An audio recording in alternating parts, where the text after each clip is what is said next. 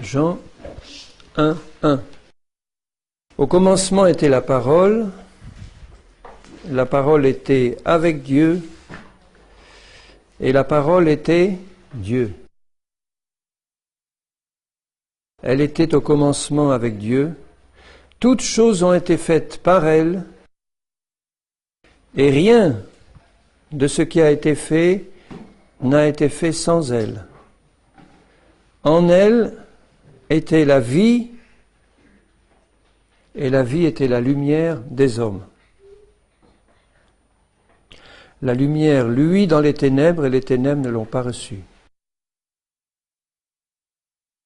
Je lis au verset 9, « Cette lumière était la véritable lumière qui éclaire tout homme venant dans le monde. » Tout homme. Elle était dans le monde, et le monde a été fait par elle, et le monde ne l'a pas connue. Elle est venue chez les siens, et les siens ne l'ont point reçue. Mais à tous ceux qui l'ont reçue, à ceux qui croient en son nom, elle a donné le pouvoir de devenir enfant de Dieu. Donc la parole a donné le pouvoir de devenir enfant de Dieu à tous ceux qui l'ont reçu. Remarquez bien ce qui est écrit là. La parole a donné le pouvoir à tous ceux qui l'ont reçu de devenir enfants de Dieu. Ça veut dire que tous les hommes ont au départ la capacité de devenir enfants de Dieu en recevant simplement la parole que Dieu leur envoie. S'ils ouvrent leur cœur à la parole, à tous ceux qui la reçoivent, la parole comporte en elle-même la puissance, puisque la parole est Dieu, la puissance de transformer quelqu'un et de le faire devenir enfant de Dieu. Et pour ça, une seule chose est nécessaire, la recevoir. Lesquels sont nés non du sang, ni de la volonté de la chair, ni de la volonté de l'homme, mais de Dieu. Puisque la vie est dans la parole, que la vie c'est la parole, à tous ceux qui la reçoivent, ils reçoivent la puissance de devenir enfants de Dieu, des enfants de lumière, des enfants de l'amour, des enfants du Tout-Puissant, des enfants vivant de la même vie que Dieu, puisqu'ils sont ses enfants par la parole. Et la parole a été faite chair. Elle a habité parmi nous, pleine de grâce et de vérité.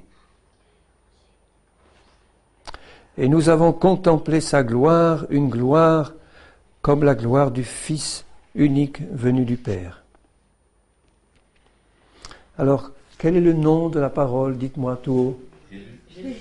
Jésus, Yeshua, Jésus le Sauveur. La parole. Tout a été fait par Jésus, par la parole. Jésus est la parole vivante de Dieu. Il est Dieu, il est l'Éternel, il a la vie en lui-même, et cette vie, c'est la parole. Cette vie s'exprime par la parole, mais plus que ça, cette vie est la parole. Dieu est la parole, Jésus est la parole.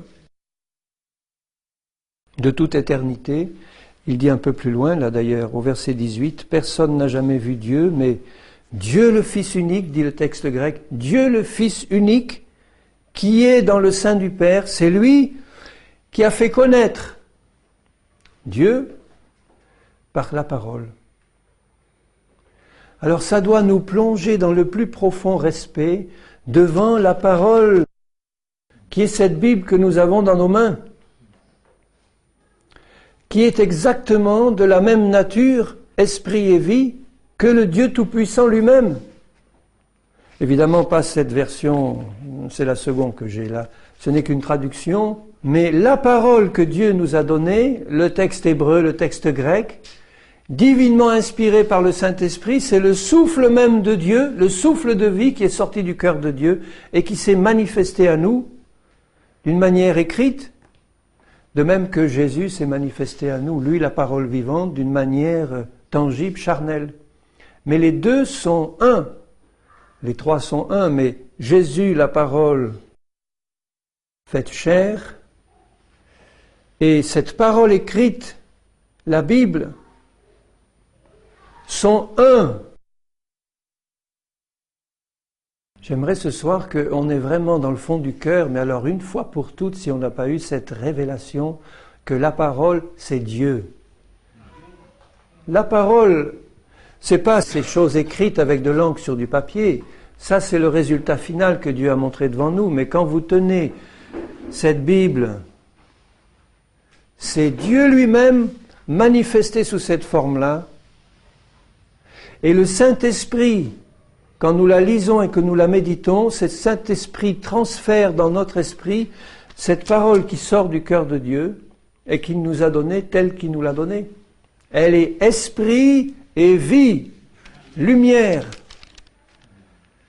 Quand Jésus est venu en chair, il n'a dit que des paroles du Seigneur. Il est la parole vivante, il ne peut pas faire autrement. Toutes les paroles, absolument toutes les paroles qu'il a prononcées dans sa vie étaient des paroles de Dieu, venant du cœur de Dieu.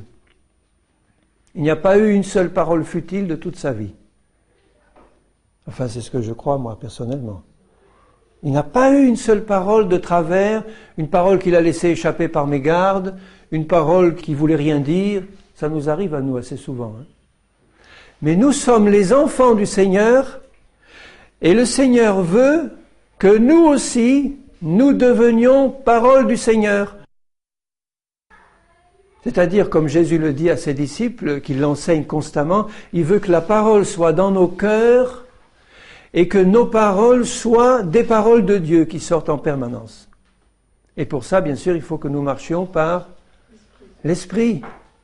Quand on est dans l'Esprit du Seigneur, on se nourrit de la parole de Dieu, on en remplit nos cœurs, et Jésus dit, c'est de l'abondance du cœur que ta bouche parle.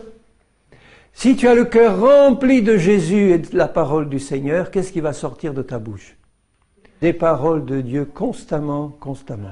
Et comme elles sont esprit et vie, ça ne va pas être des paroles purement formelles, des mots, des syllabes, des vibrations.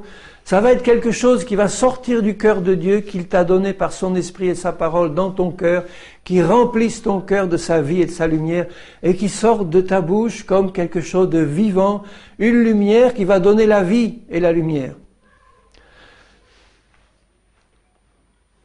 Alors il y a une grande différence entre les techniques des sorciers qui utilisent ça aussi, c'est-à-dire la puissance de la parole pour créer, et ce que Jésus faisait et ce qu'il nous demande de faire.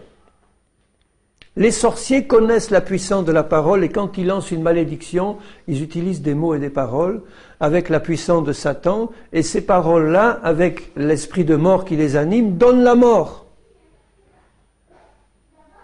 Parce qu'elles sont prononcées par quelqu'un qui croit en elles et qui est serviteur de son maître, c'est-à-dire de Satan. Satan utilise, en les tordant, les méthodes du Seigneur pour la mort. Et les chrétiens qui sont pris par cet esprit-là, c'est-à-dire de Satan, essayent d'utiliser une technique pour prononcer soi-disant des paroles de Dieu créatrices, mais comme une simple technique verbale, en disant c'est le fait de prononcer la parole qui va créer la chose. Et ça, c'est quelque chose qui vient de Satan et qui produit la mort. Parce que ça ne vient pas du cœur de Dieu, ça n'a pas été mis dans notre cœur par le Saint-Esprit et la parole du Seigneur, et ça ne sort pas sous l'inspiration du Saint-Esprit comme un fleuve de vie qui sort du cœur pour donner la vie. Je vais vous lire dans Marc 11. Quand nous devenons, nous, sous l'inspiration du Saint-Esprit, des porte-paroles du Seigneur, nous transmettons la parole de vie. Dans Marc 11, au verset 13, apercevant de loin un figuier qui avait des feuilles, il alla voir s'il y trouverait quelque chose. S'en étant approché, il ne trouva que des feuilles, car ce n'était pas la saison des figues. Prenant alors la parole vivante, parle. Il dit que jamais personne ne mange de ton fruit. Une simple phrase avec des mots qui sont esprit et vie et qui là ont donné la mort. Parce que c'était une parole de Jésus pour enseigner ses disciples. Il tue le figuier qui ne porte pas de fruits par sa parole qui est une épée, là, de jugement. Donc la parole du Seigneur donne la vie à ceux qui la reçoivent dans leur cœur et qui sont enfants du Seigneur. À tous ceux qui la reçoivent, elle donne le pouvoir de devenir enfants de Dieu et elle transmet la vie. Et à ceux qui ne la reçoivent pas, elle est une parole de mort qui donne la mort, de jugement. Et là, il n'y avait pas de fruit. Alors cette parole, les disciples l'entendirent. Au verset 20, le matin, en passant, les disciples virent le figuier séché jusqu'aux racines. Pierre, se rappelant ce qui s'était passé, dit à Jésus, « Rabbi, regarde, le figuier que tu as maudit a séché. » On dirait qu'il est étonné. Il est tout étonné de voir que cette parole de Jésus avait produit un effet fantastique. Tout sec, du haut en bas.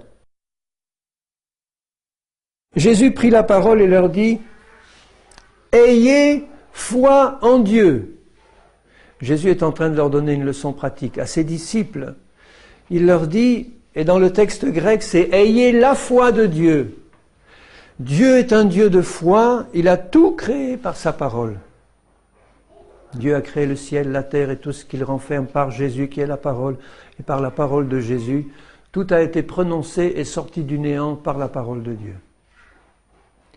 Quand il nous a recréés à nouveau, nés de nouveau, par sa parole vivante, par Jésus, il nous a fait sortir du néant.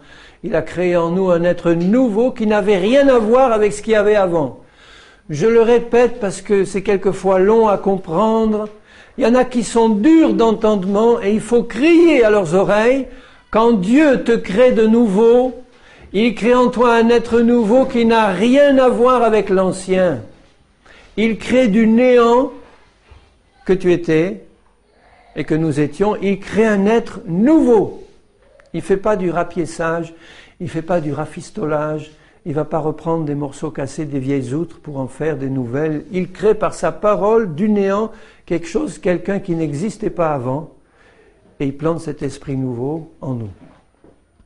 Donc son esprit veut constamment nous rappeler cette réalité et nous apprendre à marcher en nouveauté de vie et non pas dans toutes les habitudes de notre vie passée que nous traînons du passé, de la vieille nature qui a été morte et crucifiée en Christ. Il veut nous apprendre à considérer l'œuvre de Jésus comme une parole qui a créé quelqu'un de nouveau en nous, un être nouveau, un homme nouveau, une femme nouvelle qui habite en toi. Ma sœur, en toi, mon frère. Alors ne te considère plus comme un raté, comme quelqu'un qui a une lourde hérédité sur toi, comme quelqu'un qui traîne un passé pesant. Quand tu es enfant de Dieu, tu as reçu une nature nouvelle, toute neuve, et le Seigneur veut que tu vives dans cette nature par son esprit et sa parole, et que tu la manifestes par sa grâce dans toute ta vie. C'est lui qui le fait, hein. Mais il a besoin que tu crois à tous ceux qui l'ont reçu, c'est-à-dire à tous ceux qui croient. Alors, il dit, ayez la foi de Dieu. Dieu a tout créé par sa parole. Pourquoi? Parce que c'est un Dieu de foi, donc quand il dit quelque chose, il ne doute pas dans son cœur. C'est impossible. Quand Jésus prononce une parole, il n'y a jamais eu l'ombre d'un doute. Vous voyez Jésus devant le figuier, prononçant une parole, et puis, bon, non, jamais, c'est impensable. Il a toujours dit des choses avec une foi parfaite et il a voulu enseigner à ses disciples à faire de même là. Ayez la même foi que celle de Dieu ou la même foi que moi. Et comme c'est un don de Dieu, Jésus rend responsable ses disciples de ne pas avoir cette foi-là. Puisque quand quelqu'un veut te faire un cadeau, que tu n'as justement pas la chose qui te manque et qu'il y a quelqu'un qui veut te donner ce qui te manque, qui est responsable si tu l'as pas? C'est toi ou celui qui veut te donner le cadeau? Jésus veut donner la foi à ses enfants. Il veut me la donner en abondance, il veut te la donner à toi pour que tu crois à sa parole. La foi est un don de notre Papa Céleste, comme tous les dons qui nous viennent d'en haut. C'est pas nous qui produisons la foi. Sinon, c'est une foi humaine qui vient de nos habitudes qu'on a dans le monde. On peut l'avoir, celle-là aussi. Mais la foi de Dieu, c'est un don de Jésus, du Seigneur. Avec la parole qu'il nous donne, il nous donne la foi aussi. Il dit donc à ses disciples, il faut que votre cœur soit rempli de la même foi que la mienne. Et il ajoute, Je vous le dis en vérité, si quelqu'un dit à cette montagne, ôte-toi de là et jette-toi dans la mer. Donc il dit bien, voilà, tu vois, tu vas prononcer une parole. Et pour que cette parole produise un effet, et s'il ne doute pas dans son cœur, pas dans sa tête, dans son cœur, mais s'il croit que ce qu'il dit arrive, il le verra s'accomplir. Parce que ce qu'il dit, il parle à ses disciples, ce qu'il dit viendra d'un cœur qui est rempli de la parole du Seigneur. Il ne s'agit pas de jouer ou de faire le cirque chrétien en prononçant des paroles comme ça pour voir ce qu'elles vont donner. Mais simplement parce qu'on a l'esprit rempli de la parole du Seigneur et qu'on est sous la direction du Saint-Esprit. Jésus a fait ça parfaitement guidé par la volonté du Père et la volonté du Saint-Esprit. Il n'a pas fait ça pour montrer sa puissance ou voir ce qui allait se passer. Il l'a fait parce qu'il y avait une nécessité spirituelle. Le Père voulait enseigner quelque chose aux disciples et Jésus est entré dans la volonté du Père. Il a prononcé cette parole et il a montré à ses disciples comment eux devaient faire. C'est-à-dire, faites comme moi, il leur dit. Ayez votre cœur rempli de la connaissance de la parole vivante, donc de la volonté du Père, et que cette parole, sous la direction du Seigneur, devant la nécessité qui est devant vous là, qu'il avait rencontré lui, que cette parole sorte de votre cœur avec une foi parfaite. Donc ça ne peut être le cas que si nos cœurs croient ce que Jésus dit. Et quand nous tenons cette parole-là, moi je dis Seigneur, la plus grande révélation que tu m'as donnée, une des plus grandes en tout cas, c'est que ce livre est la parole éternelle de Dieu.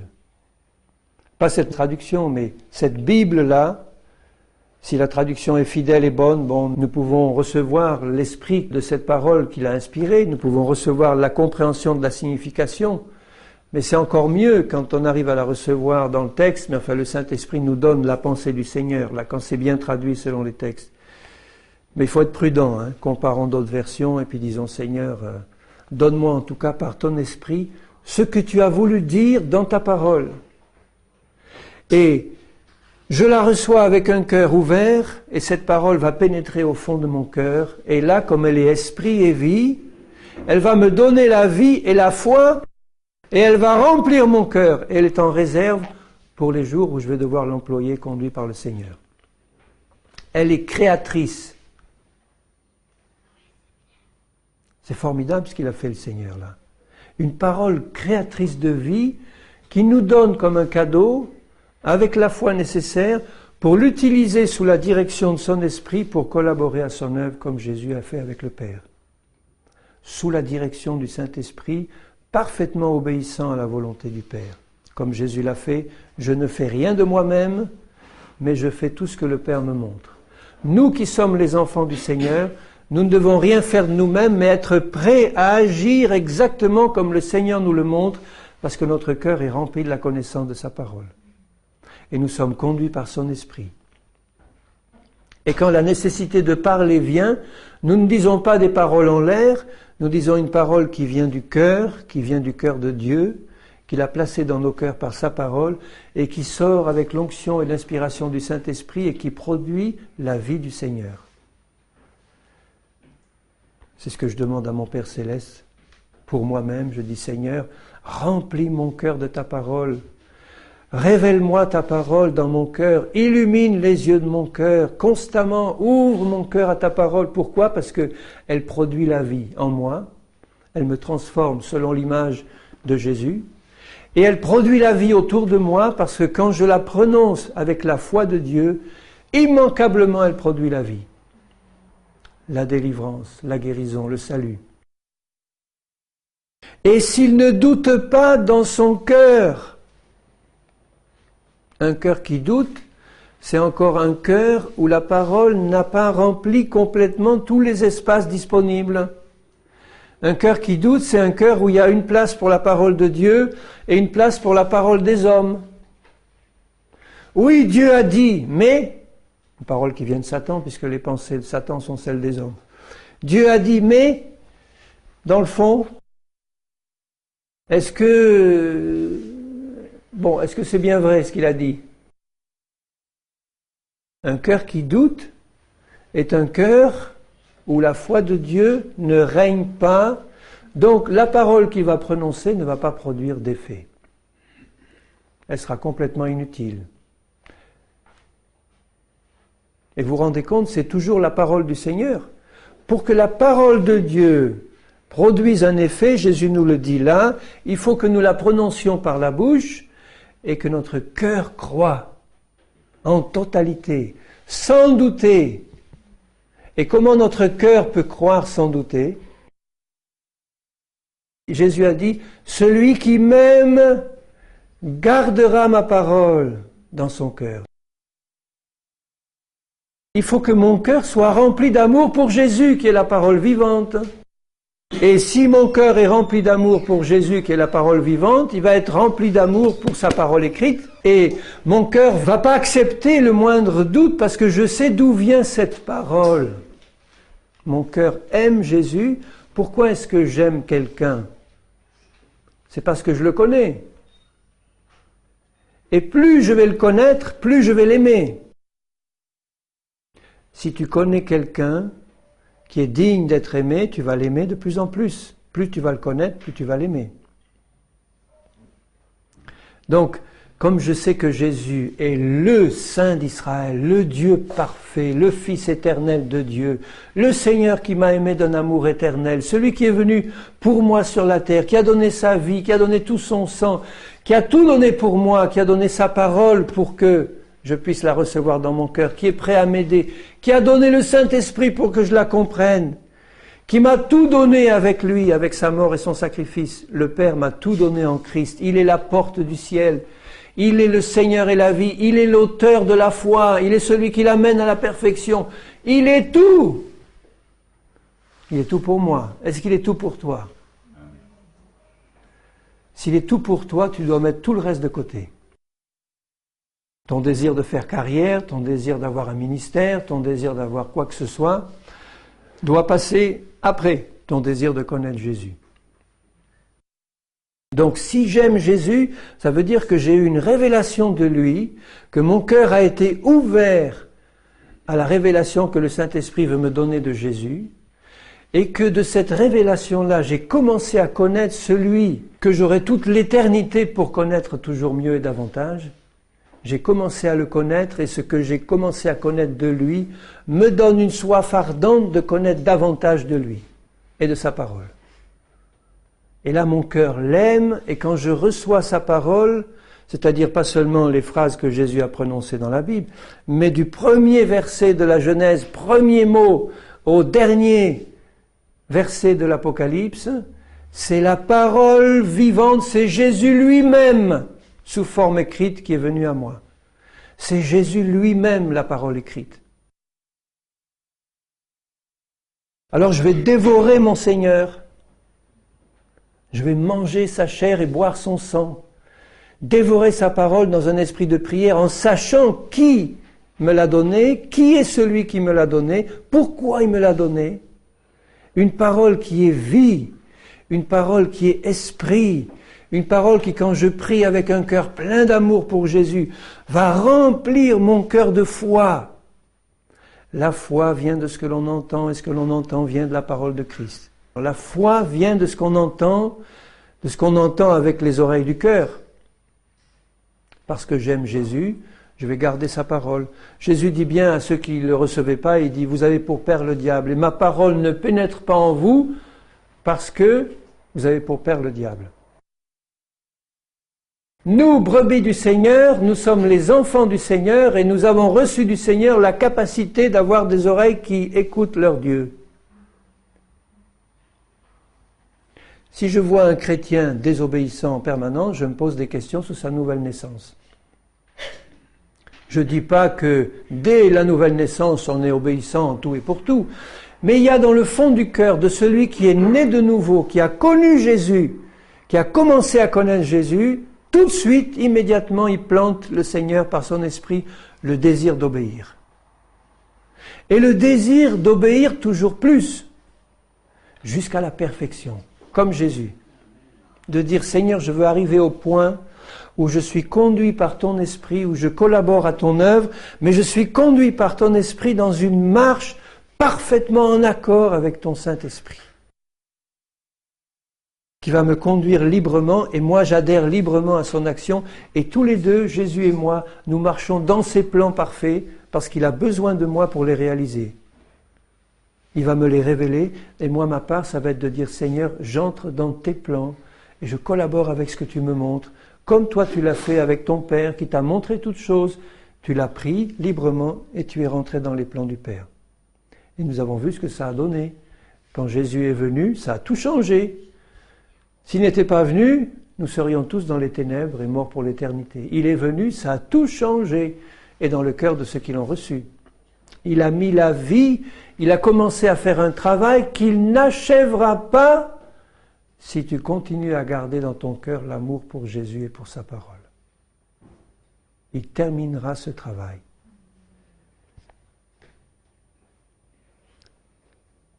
S'il ne doute pas dans son cœur, mais croit que ce qu'il dit arrive, il le verra s'accomplir. Il le verra. Amen. Mais oui, il le verra. Amen. Amen. Alors il ne faut plus nous lamenter en disant « Oh, j'ai encore jamais vu ça, et puis ça fait 10 ans, et puis oh Seigneur, mais il m'a oublié, et puis j'en connais des tas qui sont morts, ils n'ont rien vu, et puis... » Mais je ne veux pas savoir ce qui se passe à côté. Je dis, moi Seigneur, je veux voir. Tu m'as dit, tu verras. Tu verras. Tu l'as demandé avec foi, tu le verras. Tu le verras. Alléluia! Amen. Jésus l'a vu. Les disciples l'ont vu. Et puis il leur dit, si tu crois, tu verras la gloire de Dieu. Tes yeux vont voir ce que tu as osé prononcer avec ta bouche parce que tu l'as cru dans ton cœur, parce que ton Jésus te l'a dit. Alors, honte à nous quand nous prononçons des paroles en l'air, des paroles de doute, d'incrédulité, j'ai pas encore vu ça et je ne sais pas si je le verrai jamais. Si tu parles comme ça, tu ne le verras pas. Tu es comme les 10 espions qui sont revenus du pays, qui n'ont vu que des géants, mais qui ont oublié la parole de Dieu, qui leur avait dit « Entrez, allez-y, je suis avec vous, et vous les chasserez tous. » Leurs yeux ont vu des géants, des villes immenses, des murs. La parole de Dieu n'était pas dans leur cœur, mais Josué et Caleb, qui ont vu la même chose que les autres, eux avaient un cœur plein d'amour pour leur Seigneur et pour sa parole. Si j'aime Jésus, je vais aimer sa parole et je vais la garder. Ils avaient un cœur plein d'amour, ils ne se sont pas laissés démonter par ces géants. Ils sont rentrés, ils ont vu ça, ils ont dit, mais ça, ce sont des fourmis pour le Seigneur. Si Dieu est avec nous, qui peut être contre nous? Allons-y mes frères, allons-y. Oh, nous on a vu, hein. Mais tu n'as pas vu la parole du Seigneur, tu n'as pas vu le Seigneur. Ton cœur n'était pas rempli de la parole de Jésus. Et à cause de ça, ils ont dû attendre 40 ans, même les deux qui avaient été fidèles. Pardonnez. Et quand vous êtes debout faisant votre prière, quand vous avez quelque chose contre quelqu'un, pardonnez. Et si vous ne pardonnez pas, votre Père qui est dans les cieux ne vous pardonnera pas non plus. Tu auras beau dire toutes les paroles de foi, même qui s'accompliront de ta bouche, et faire toutes sortes de miracles, si tu ne pardonnes pas à tous ceux qui t'ont fait du mal, de tout ton cœur, et sans plus une trace d'amertume, plus rien, terminé. On t'a fait du mal, pardonne. N'en parle plus.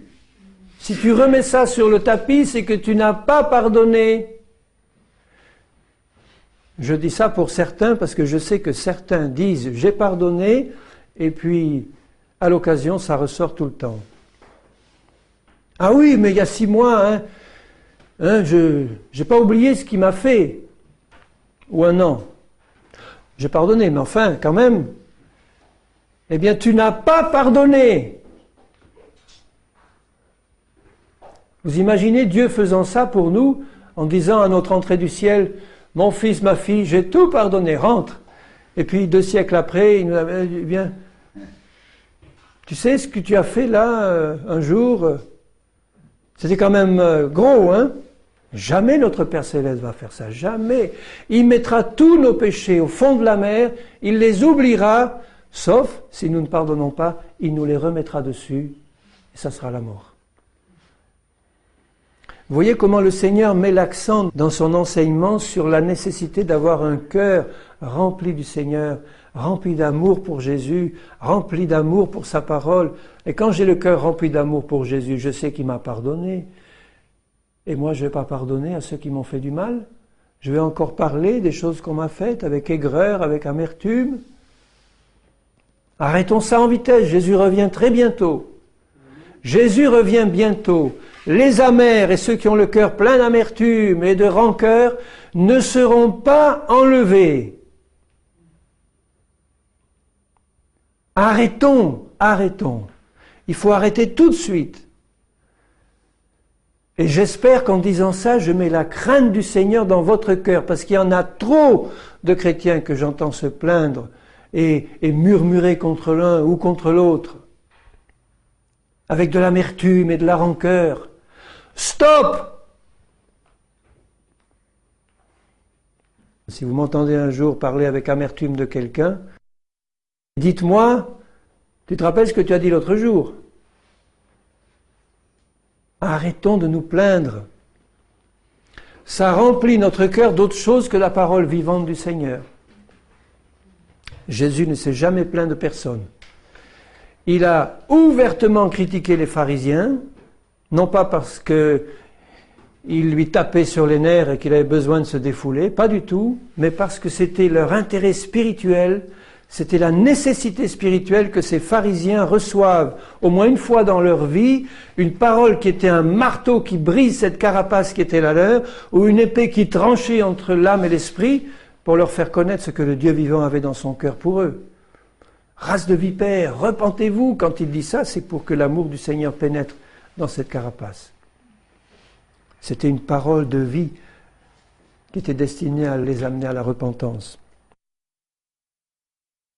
Dans Hébreux 4. Alors nous sommes grandement responsables de remplir nos cœurs de la parole de Jésus et de foi qui vient du Seigneur. Il faut arrêter de se lamenter en disant « j'ai pas de foi, j'ai pas beaucoup de foi, j'ai pas assez de foi ».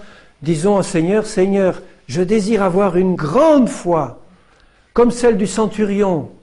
Jésus a admiré la foi du centurion en disant « Même en Israël, je n'ai pas vu une aussi grande foi ».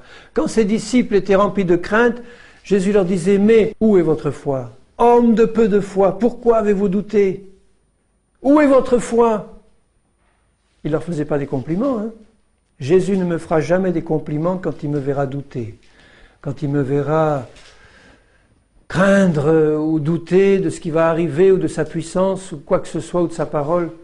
Il va me faire des reproches. Race incrédule et perverse, jusqu'à quand je te supporterai, Henri, quand tu es incrédule?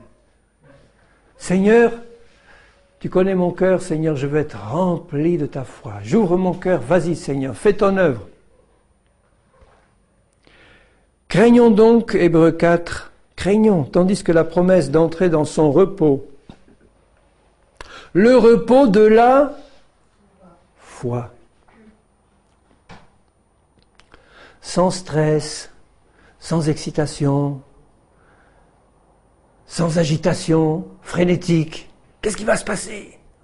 Vite, il faut agir. Qu'aucun de vous ne s'en trouve exclu.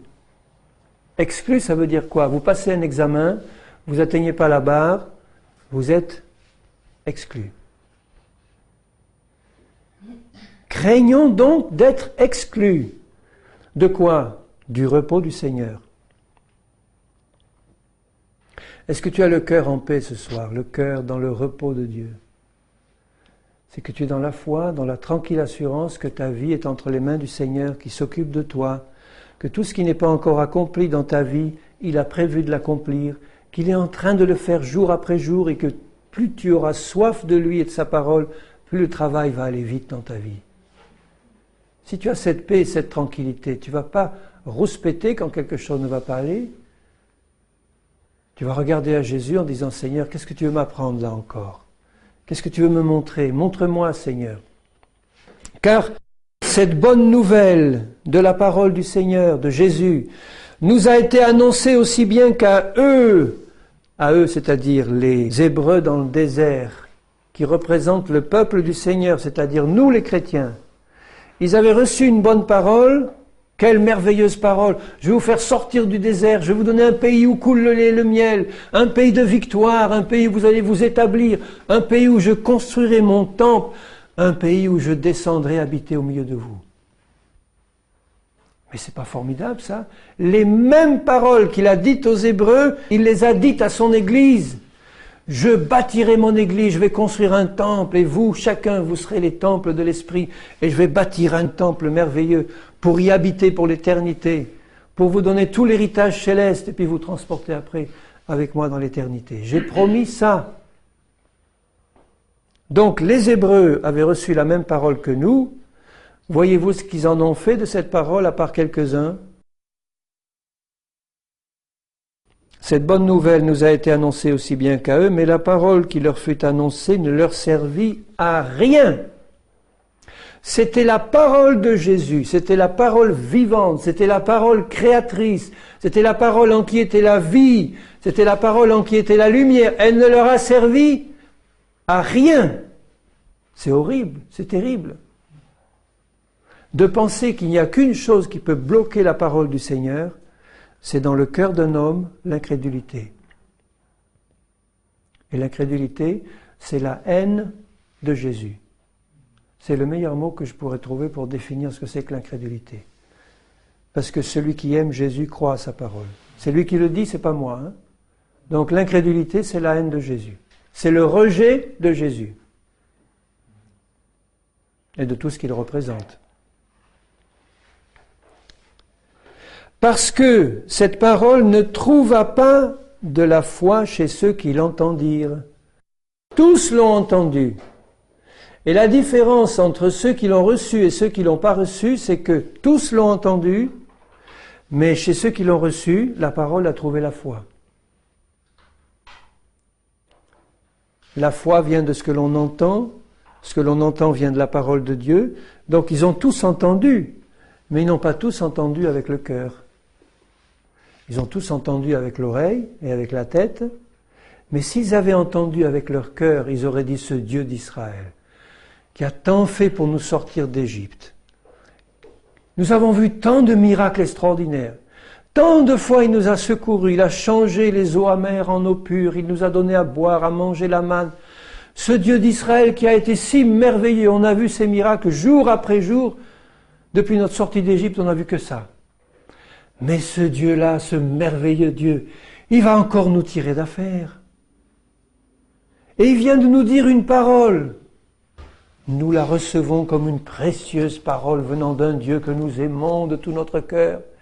Et nous lui faisons confiance et on va encore assister à un glorieux, merveilleux miracle. Oh, quelle gloire! Voilà ceux qui avaient reçu la parole dans leur cœur, ce qu'ils se disaient entre eux. Quelle gloire! On va encore voir un exploit de notre Dieu. Fantastique! Et on n'a encore rien vu. Et les autres, ceux qui n'aimaient pas le Dieu d'Israël, ceux qui avaient le cœur endurci par la séduction du péché, ils se disaient, oh, cause toujours, hein, il parle, mais encore, on n'est pas encore sorti de ce désert, et puis ça fait des mois qu'on traîne dans ce soleil brûlant. Ils n'avaient pas la vision du but final du Seigneur. Ils protestaient, ils rouspétaient. Si tu as la vision du but final du Seigneur, mais tu es prêt à passer au travers de tout. Et quel est le but final du Seigneur? De t'amener en sa présence pour l'éternité, de te changer à l'image de Jésus, de faire de toi cette créature nouvelle qu'il a créée par sa parole, qu'il a implantée en toi, de la manifester dans toute sa beauté par la grâce de Jésus, de manifester tous les dons du Père en toi. Tu n'es pas rejeté par le Père, tu n'es pas un rien du tout. Dis plus ça. Incrédule, ne dis plus ça. Dis, j'ai reçu du Seigneur une nature nouvelle, il est en train de me transformer à l'image de Jésus. Je m'attends à lui, tout l'avenir est devant moi, dans la main de mon Seigneur, jusqu'au bout de l'éternité. Et ici et maintenant, Il va m'introduire dans son plan toujours parfait, jour après jour. Je vais voir sa gloire. Il va m'enseigner. Sa parole, je la reçois. Elle va me transformer. Et je vais manifester la gloire du Seigneur. Je m'attends à ça. Pour ma part, je m'y attends. Je dis, Seigneur, tu vas manifester ta gloire dans ma vie, c'est-à-dire la nature de Jésus en moi. Est-ce que tu le crois? Tu le verras s'accomplir. Donc, ne crains plus rien. Tu le verras s'accomplir. Si tu passes au travers de la vallée de l'ombre de la mort, je suis avec toi. Il dressera une table en face de tes adversaires. En face. Une table bien garnie de toutes les richesses du Seigneur. Et tu auras une coupe qui débordera. Et tes ennemis grinceront des dents parce qu'ils ne pourront rien faire contre toi. Rien.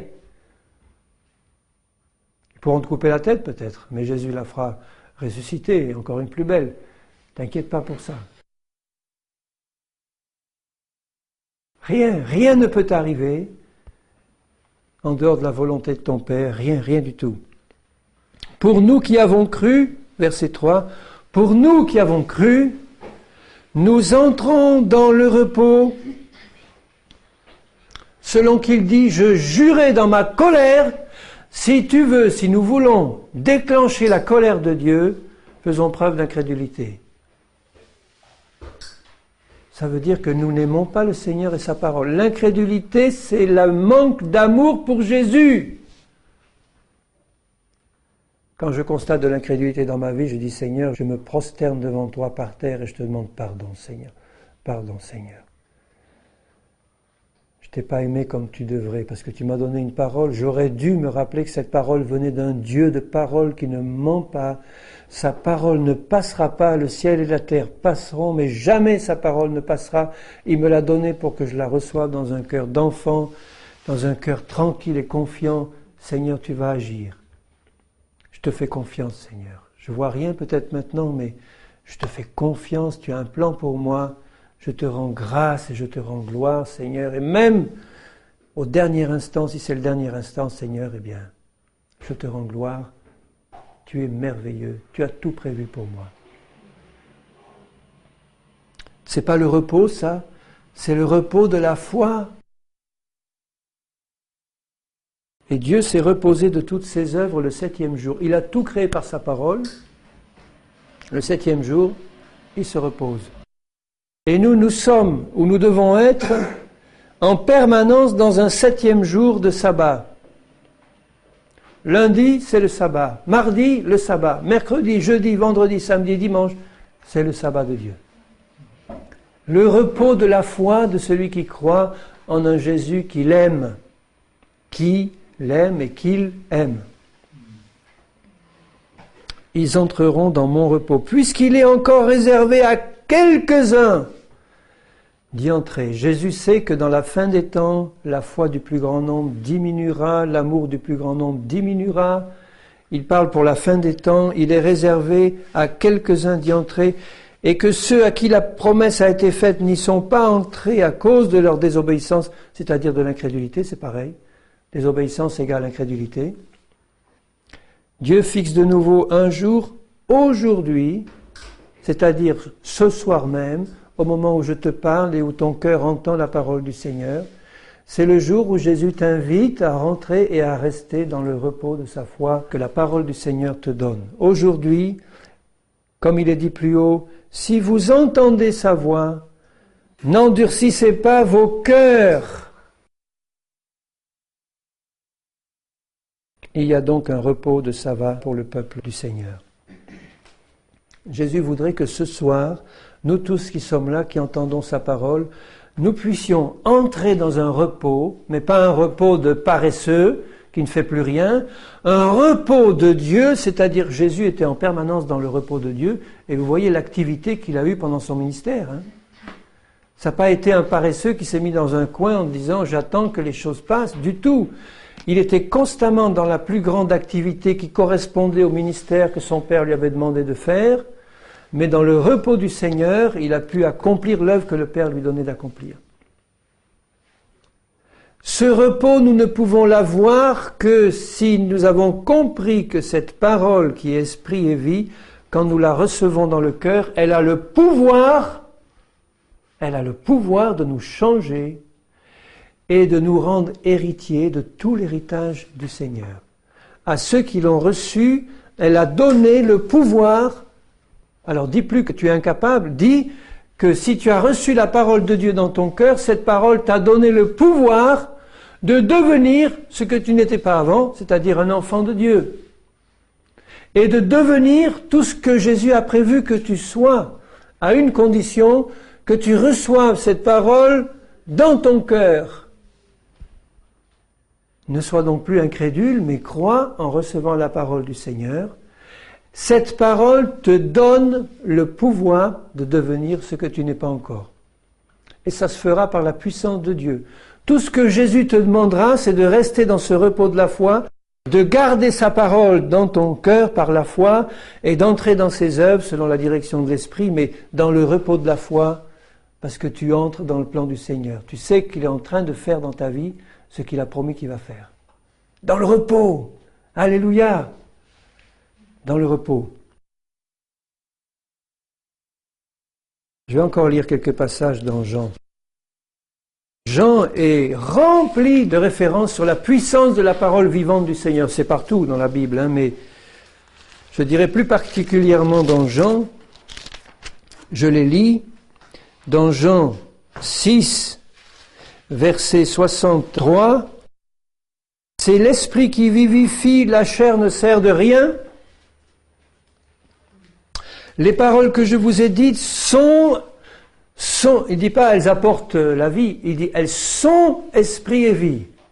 Donc quand tu reçois la parole de Jésus dans ton cœur, tu reçois la vie de Dieu avec toute sa puissance, simplement parce que tu la gardes dans ton cœur plein d'amour pour Jésus.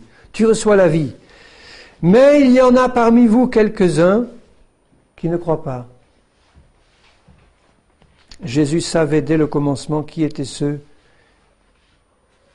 qui ne croyaient pas et qui était celui qui le livrerait. Quand il dit aux 12, vous aussi, vous ne voulez pas vous en aller parce que ça devient un peu dur ce que vous entendez. Simon-Pierre lui dit, Seigneur, mais à qui irions-nous? Tu as les paroles de la vie éternelle. Jésus est la parole vivante, toute parole qui sort de lui est esprit et vie, il a les paroles de la vie éternelle, mais quand j'ai mon cœur plein d'amour pour Jésus, mais je reçois une vie, mais alors une vie puissante, abondante, qui va produire des miracles, des transformations fantastiques. Dans Jean 8, un peu plus loin, au verset 37, je sais bien que vous êtes la postérité d'Abraham, il leur dit. Mais vous cherchez à me faire mourir parce que ma parole ne pénètre pas en vous. Ma parole ne pénètre pas en vous. Et pourtant, il voudrait qu'elle pénètre en eux, mais elle ne pénètre pas. Ça rentre pas. Et il dit, un peu plus loin, au verset 42, « Si Dieu était votre Père, vous m'aimeriez, car c'est de Dieu que je suis sorti. » Pourquoi, verset 43, ne comprenez-vous pas mon langage ou ma parole?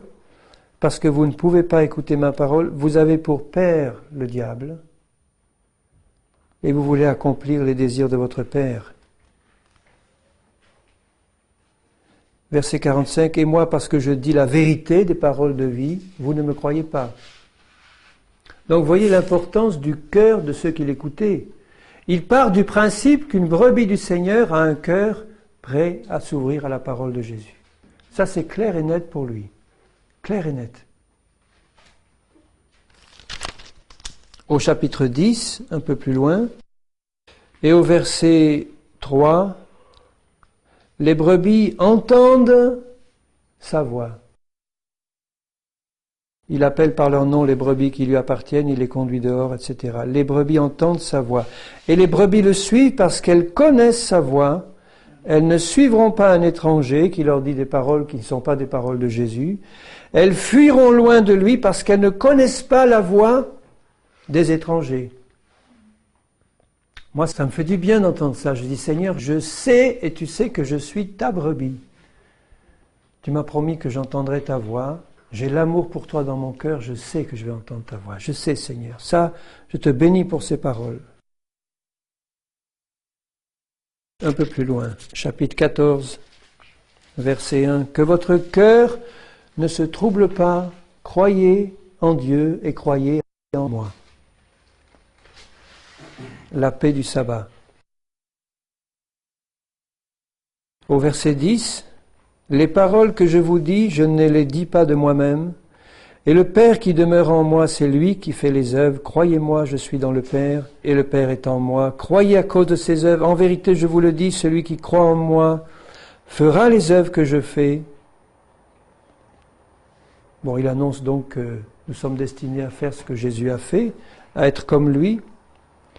Et il dit un peu plus loin, au verset 23, « Si quelqu'un m'aime, il gardera ma parole.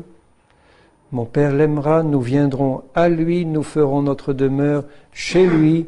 Celui qui ne m'aime pas ne garde pas mes paroles. » Alors vous voyez comme les choses sont vraiment simples avec Jésus. Tout est une question d'amour entre toi et lui. Tu peux dire, mais j'ai encore rien compris ou pas grand-chose de la parole du Seigneur, mais c'est pas ça qui compte. Tu as un Seigneur tout-puissant qui, par le Saint-Esprit, te révélera toutes choses. Quand il prie à la fin dans Jean 17, Seigneur, sanctifie-les par la vérité, par ta vérité, ta parole est la vérité. Ta parole sainte que tu leur as donnée, ils vont la recevoir simplement avec un cœur qui t'aime. Ils vont la garder et elle va faire une œuvre de foi, de sanctification, de création de tout ce que tu n'as pas encore. Mais comment est-ce qu'on peut ne pas avoir l'amour de Jésus dans le cœur quand on est sa brebis? C'est pas possible. Comment est-ce que des chrétiens peuvent continuer à désobéir régulièrement au Seigneur et à persévérer dans la désobéissance en sachant que cette désobéissance endurcit leur cœur, met de l'incrédulité dans leur cœur, les écarte d'un Seigneur qui les a tellement aimés et qui voudrait construire dans leur vie quelque chose de tellement glorieux? Comment est-ce que des chrétiens, des enfants de Dieu nés de nouveau, peuvent persévérer dans la désobéissance? Expliquez-moi ça. Moi, j'arrive pas à comprendre. Je constate que dans ma vie, il y a des réactions de désobéissance. Et que je suis obligé de m'humilier devant le Seigneur. Mais immédiatement, le Saint-Esprit me parle et me dit, « Tu as vu ce que tu viens de faire là, Seigneur? Oh Seigneur, pardonne-moi, je t'en supplie. Vite, Seigneur, que ton sang efface. Je me relève et je m'en vais encore avec toi en avant. Tout de suite. Fais ton œuvre en moi. » Et je continue à prier. Je dis, Seigneur, fais ton œuvre. Il faut qu'elle soit parfaite. C'est le désir de mon cœur. Seigneur, moi je veux te bénir de tout mon cœur parce que tu nous as donné la vie par ta parole. C'est une parole qui donne la vie à ceux qui la reçoivent. Tu nous rends responsables, Seigneur. Je sais que ton esprit, tu le dis dans Jean au début, Seigneur, tu dis cette lumière, tous les hommes l'ont vue. Elle est venue briller devant le cœur de tous les hommes. Il y en a qui l'ont acceptée, il y en a qui l'ont rejetée. Seigneur, je te prie que tu fasses dans mon cœur un travail toujours plus profond par ta parole sainte. Que tu mettes dans mon cœur, Seigneur, la crainte de ta parole et de toi, Seigneur. De tout mon cœur, je te demande de faire une œuvre profonde dans mon cœur. De tout mon cœur, je te demande une révélation de ta parole dans mon cœur.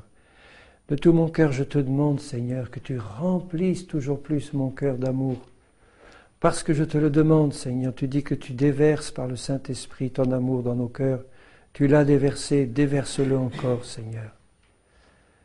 Un amour ardent qui vient de la connaissance toujours plus grande de Jésus, de son œuvre, et de toi, Père Saint.